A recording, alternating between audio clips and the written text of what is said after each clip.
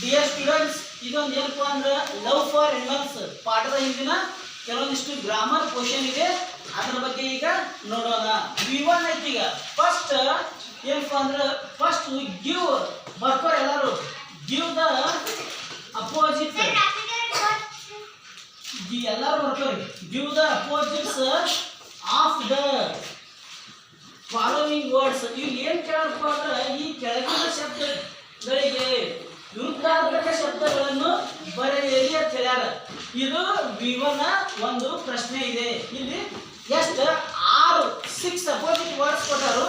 Opposite words ಅವಕ್ಕೆ opposite word ಬರೀಬೇಕು. ಒಂದನೇದು ಮೋರ್, ಸೆಕೆಂಡ್ ಒನ್ ರಿಮೆಂಬರ್. ಇವಕ್ಕೆ ಅಪೋಸಿಟ್ ವರ್ಡ್ಸ್ ಬರೀಬೇಕು. ರಿಮೆಂಬರ್. ಮೂರನೇದು ಆಲ್ವೇಸ್.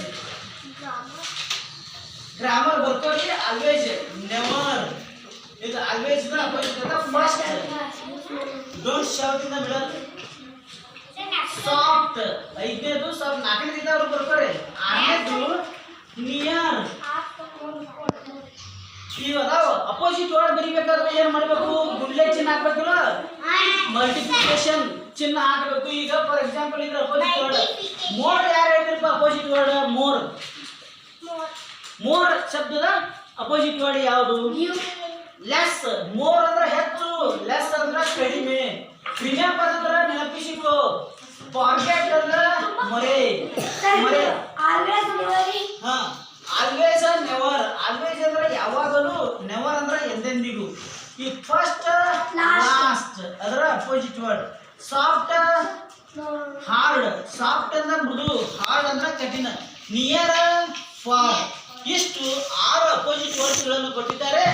ಇವು ವಿರುದ್ಧಾರ್ಥಕ ಶಬ್ದಗಳು. ಯಾವ ಶಬ್ದ ವಿರುದ್ಧ ಅರ್ಥವನ್ನು ಹೊಂದಿರುತ್ತದೆಯೋ ಅದಕ್ಕೆ ವಿರುದ್ಧಾರ್ಥಕ ಶಬ್ದಗಳಂತ ಕರಿತೀವಿ. ಫಾಸ್ಟ್ ಆಗಿ ಏನು ಬರ್ಕೋದ್ರಿ? ಹಾ, ಇಷ್ಟಿರ್ಲಿ. ಇನ್ನ ಸೆಕೆಂಡ್ ಇದು ಗ್ರಾಮರ್ ಕ್ವಶನ್. ಅಪೋಸಿಟ್ ವರ್ಡ್ಸ್ ಅಂತ ಆ ಕಡೆ ಬರ್ಕೊಳ್ಳೋದತ್ರ. ಈಗ ನೋಡಿ ಇಲ್ಲಿ V3 ಐತಿ ನೋಡ್ರಿ. V3 ಒಂದು V3 ಐತಿ. ಇದ್ರ ನೋಡಿ. Find the word for each of the following from the lesson.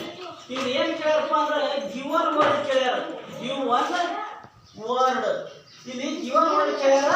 ಅದ್ರಾಗ ಒಂದೇ ಏನ್ ಕೊಟ್ಟಾರ? Coming back. Coming back.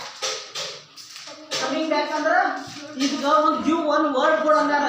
Coming back ಅಂದ್ರೆ ಮರಳಿ ಬಾ. ಇದಕ್ಕೆ ಉತ್ತರ ಹೇಳಬೇಕಪ್ಪ ಅಂದ್ರೆ ರಿಟರ್ನ್. ರಿಟರ್ನ್ ಆಗ್ತೈತಿ ಉತ್ತರ. Return. Second example slow movement. Slow movement